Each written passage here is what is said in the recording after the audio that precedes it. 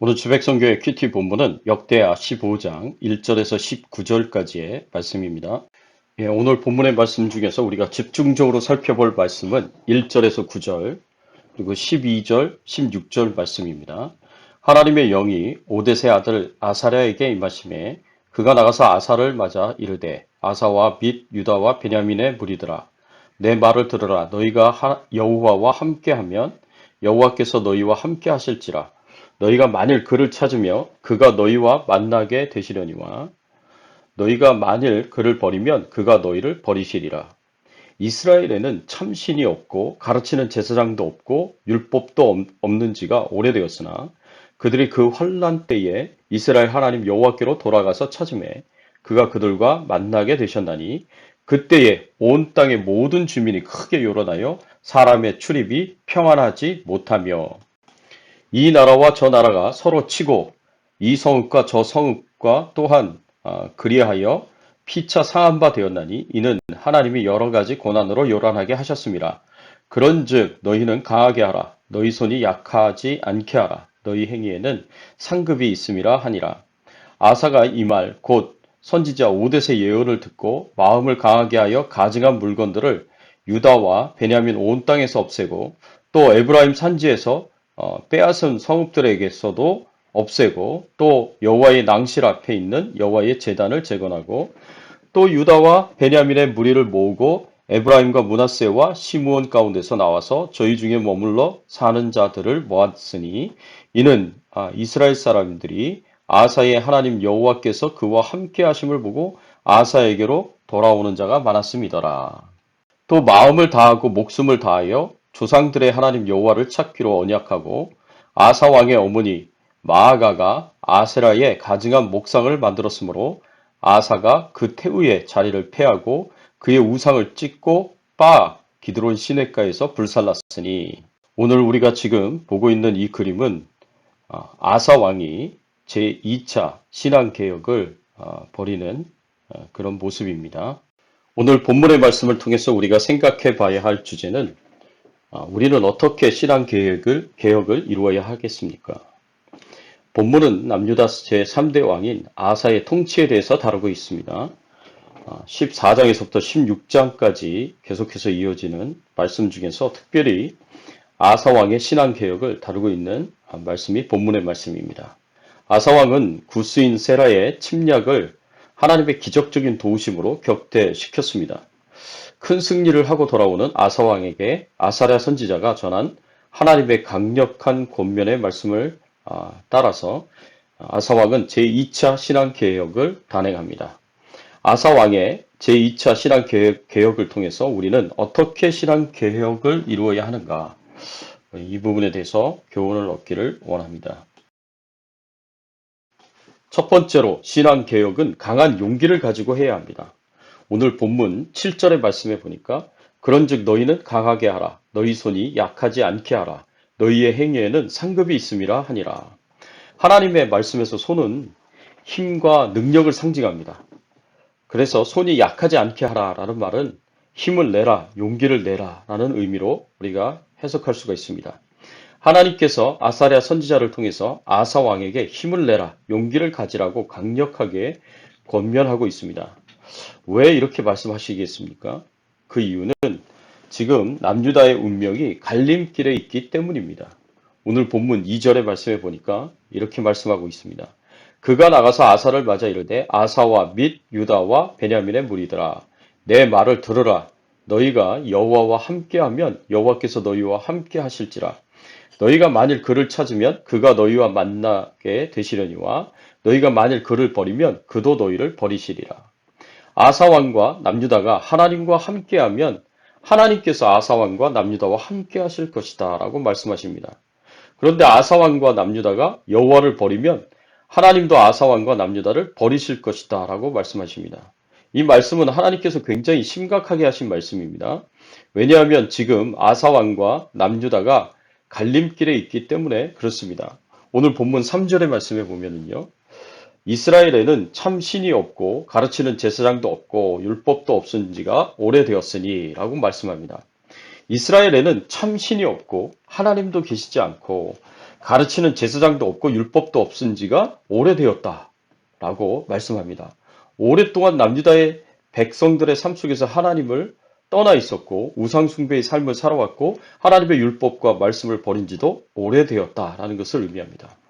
이것은 그만큼 남유다 백성들이 위아래로 모두가 다 타락하고 부패하게 되었다는 것을 의미합니다. 심각한 타락으로 말미암아 하나님께서 버리시기 일보 직전인 상황인 것입니다.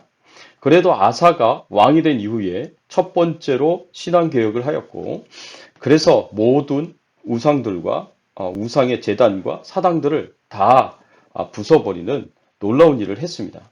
구스의 세라의 100만 군대가 침략하는 위기의 상황에 처하게 되었을 때 겸손히 하나님을 의지하여 하나님의 도우심을 간절하게 간구하고 기도했기 때문에 하나님께서 아사왕에게 기회를 주시는 것입니다.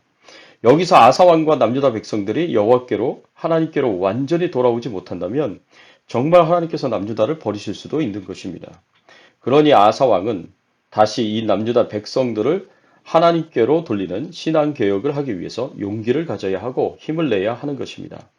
아사왕이 이미 행한 첫 번째 신앙개혁으로는 남유다 백성들 속에 깊이 뿌리내린 우상숭배와 심각한 타락을 완전히 바꿀 수 없는 것입니다. 나름대로 철저하게 신앙개혁을 했다고 생각했는데 그것이 온전한 개혁이 되질 못한 것입니다. 그래서 다시 신앙개혁을 해야 하는 상황에서 아사왕은 이 깊은 우상숭배의 뿌리와 심각한 타락의 뿌리를 완전히 뽑아내야 하는 상황이기 때문에 당연히 백성들과 고관들의 반발을 예상할 수 있는 상황이었습니다. 이런 상황에서 다시 한번 2차 신앙개혁을 하면서 완전히 뿌리를 뽑아야 했기에 아사왕에게도 용기와 힘이 필요했던 것입니다. 그래서 하나님께서 아사왕에게 용기를 가지고 힘을 내라고 말씀하십니다. 사랑하는 성도 여러분, 우리도 마찬가지입니다. 우리 안에 있는 죄악의 뿌리를 완전히 뽑아내는 것이 쉽지 않습니다. 그러니 죄의 유혹이 올 때마다 반복적으로 죄를 짓는 것이 아니겠습니까? 부디 아사왕처럼 용기를 가지고 힘을 내서 우리의 삶 가운데, 가정 가운데, 교회와 세상 가운데 죄악의 뿌리를 완전히 뽑아낼 수 있기를 예수님의 이름으로 축원합니다.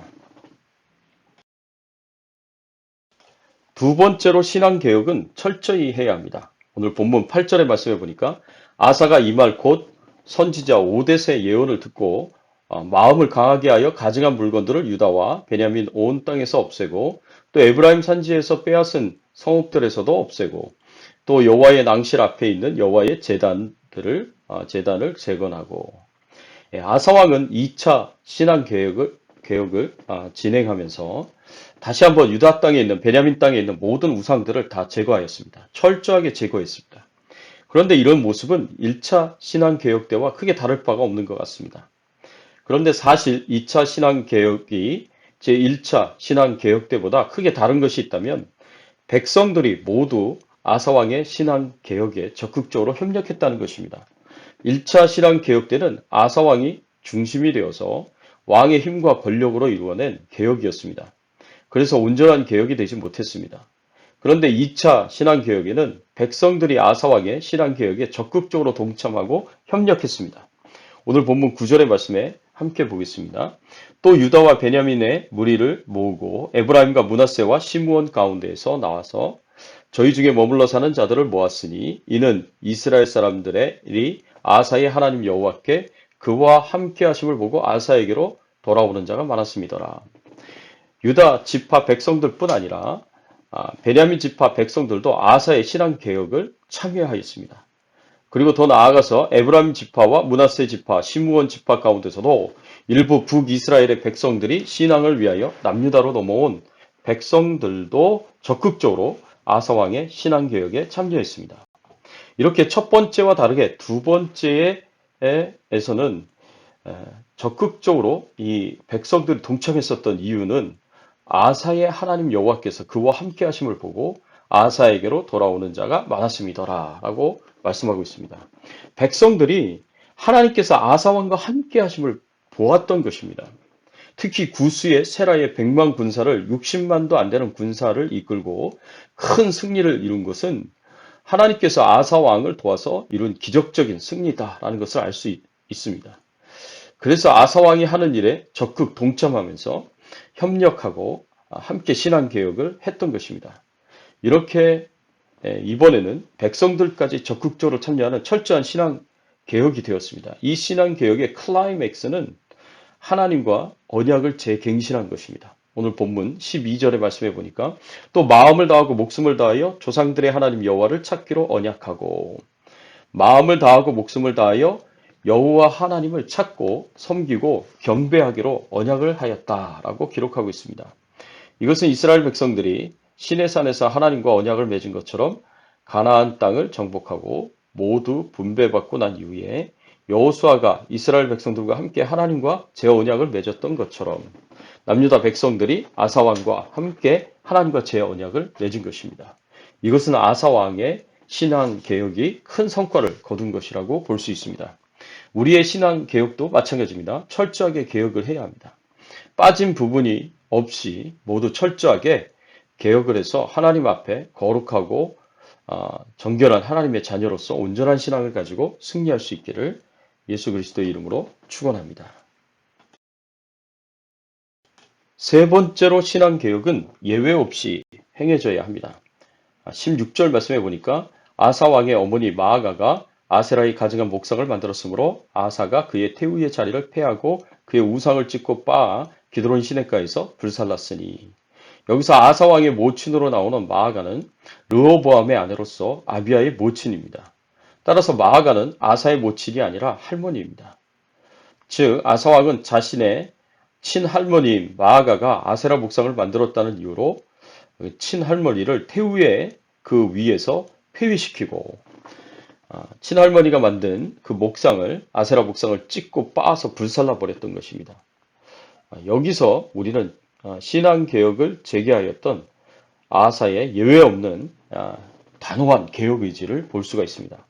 웬만하면 가족에게는 이렇게까지 못할 텐데 아사 왕은 하나님을 위한 일에 예외가 있어서는 안 된다라는 생각으로 가족까지도 개혁의 대상으로 보고 실행했던 것입니다. 사랑하는 성도 여러분, 그렇습니다. 우리는 항상 불의에 대해서 예외 없는 단호함을 가지고 있어야 합니다. 가족이라는 이유로 불의를 용납하고 그 가족으로 인해 신앙을 온전히 지키지 못한다면 가족도 망하고 자신도 망하게 됩니다. 그래서 가족일지라도 죄악을 용납하지 마시고 철저하게 죄악을 잘라내서 거룩하고 정결하게 온전히 드려지는 가족이 되기를 소원합니다. 여기에서 큰 승리를 이룰 수 있는 저와 여러분들이 되시기를 예수 그리스도의 이름으로 축원합니다. 함께 기도하겠습니다. 하나님, 그렇습니다. 우리가 살아가면서 계속해서 우리의 믿음이 자라가고 신앙이 자라가야 할 텐데, 그러기 위해서는 우리의 신앙이 늘 개혁이 되어야 되고 새롭게 되어야 할 것임을 저희들이 믿습니다. 하나님, 강한 용기를 저희들에게 주시고 또 새 힘을 주셔서 우리의 삶에 신앙의 개혁이 일어나게 하여 주시고, 우리 가정에서도 개혁이 일어나게 하여 주시고, 철저한 개혁이 일어나게 하시고, 예외 없는 개혁이 일어나서 우리가 정말 하나님 앞에 바르게 신앙생활을 할 수 있도록 하나님 도와주시옵소서. 오늘 하루도 코로나19 바이러스로부터 안전하게 하시고 생업을 지켜주시고 보호하시고 우리의 건강을 지켜주시고 보호해 주시기를 간절히 바라옵고 소원하며 예수 그리스도의 이름으로 기도드리옵나이다.